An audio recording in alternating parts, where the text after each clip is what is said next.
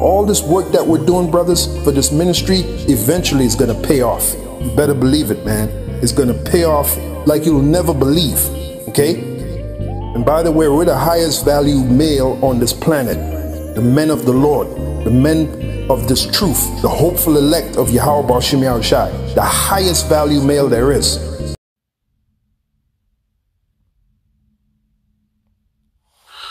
Some 100-fold, some 60-fold, and some 30-fold.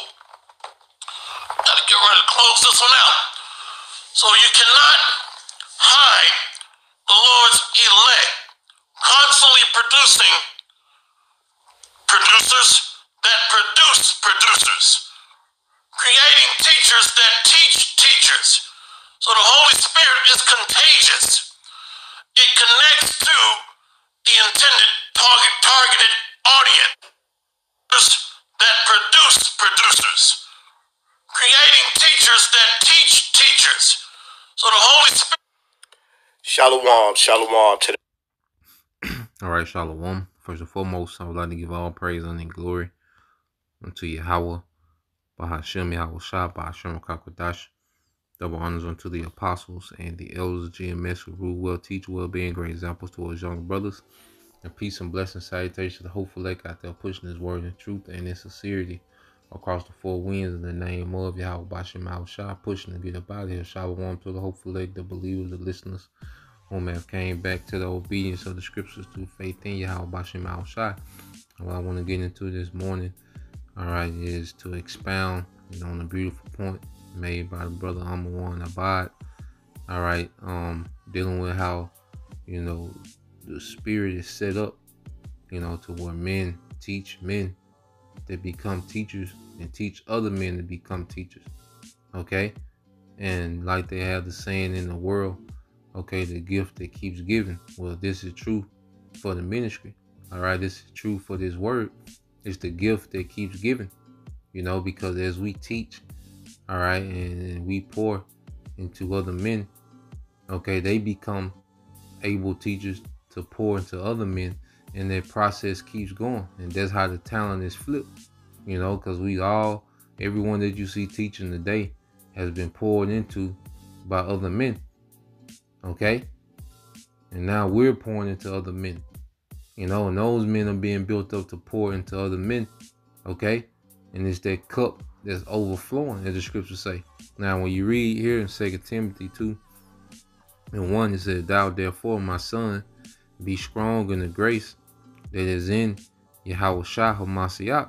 Okay, and this grace period, all right, is the time that we have, before the second coming, before the judgment of the Lord, okay, to teach this word, to push the gospel, okay, to turn our people back to righteousness through this word, okay.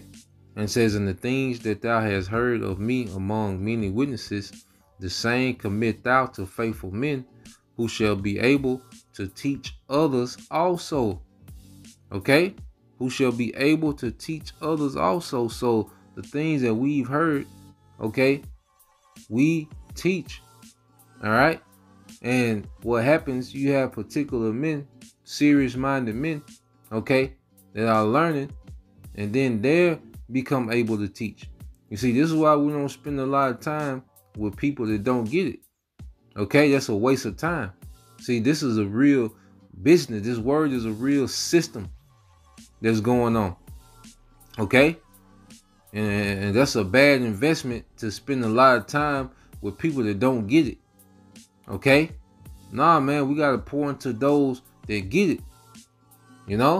Those that understand, those that are serious-minded, man. Those that are like-minded, as the scriptures say. Seek out the glory for thyself, and such as be like thee. Because we're not teaching just to be seen or be cute to have clout. Nah, we're teaching so other men become teachers, and they teach other teachers, man. Okay?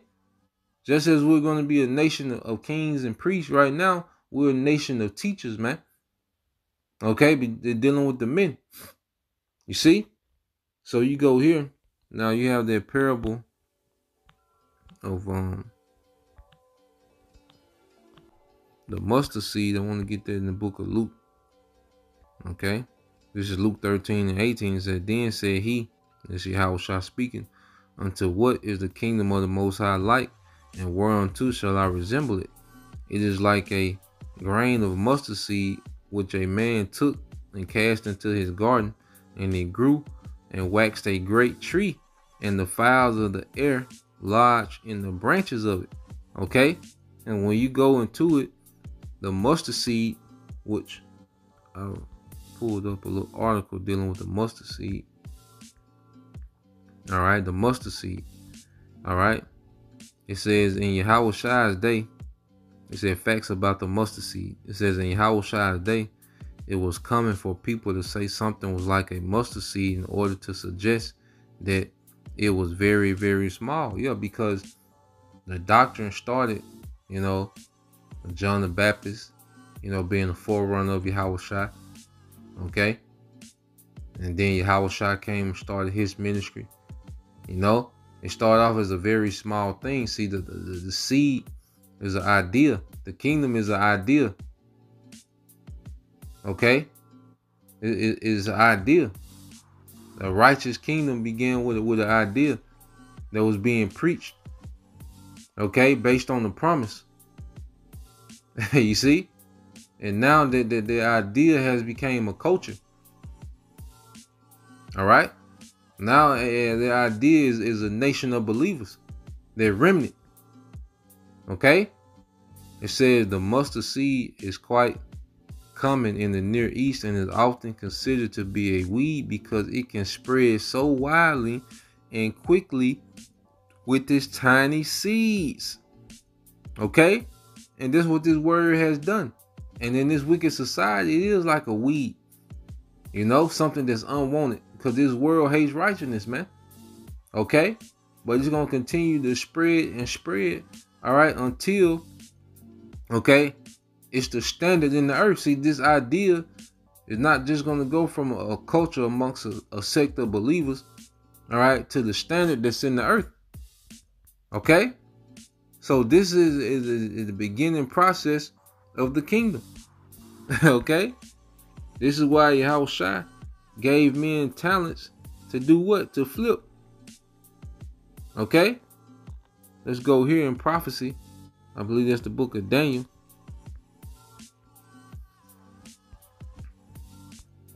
All right. Get to the point. Now,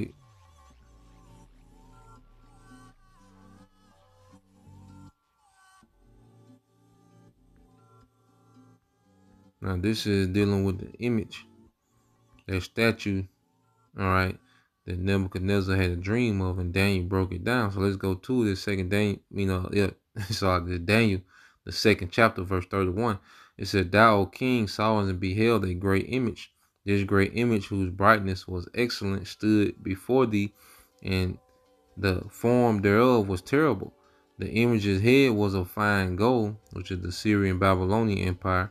His breast and his arms of silver, the Medo-Persian Empire, and his belly and his thighs, all right, of brass, okay, which is the Greek Empire.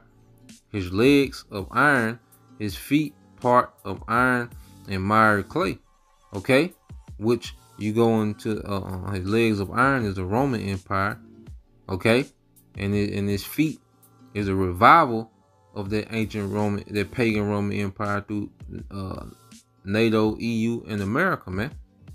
Okay, so this is the empires that will rule from the Syrian Babylonian Empire all the way into this current empire of NATO and EU. This is all the heathens that will come into power. Okay, which the last heathen is Esau, Edom, that run this current, all right, pagan Roman Empire, man. Okay, under the banner of the NATO, EU, and America. And it says, thou sawest to that a stone was cut out without hands, and that's Yahushua, which smote the image upon the feet. Okay, that's the end of this empire, the feet, end of the heathen rulership, that were of iron and clay, and break them to pieces. Then was the the clay, the brass, and the silver, and the gold broke into pieces together and became like chaff of the summer threshing floor. And the wind, all right, the nuclear destruction, man, carried them away, that no place was found for them. And the stone that smote the image became a great mountain and filled the whole earth. Okay, became a great government and filled the whole earth. But it began with the teaching of this word, the planting of this seed of truth, man. You know, and their talent just kept flipping until it's going to become a great government that's going to fill the whole earth, man. It's going to reign in the whole earth forever, man. Okay?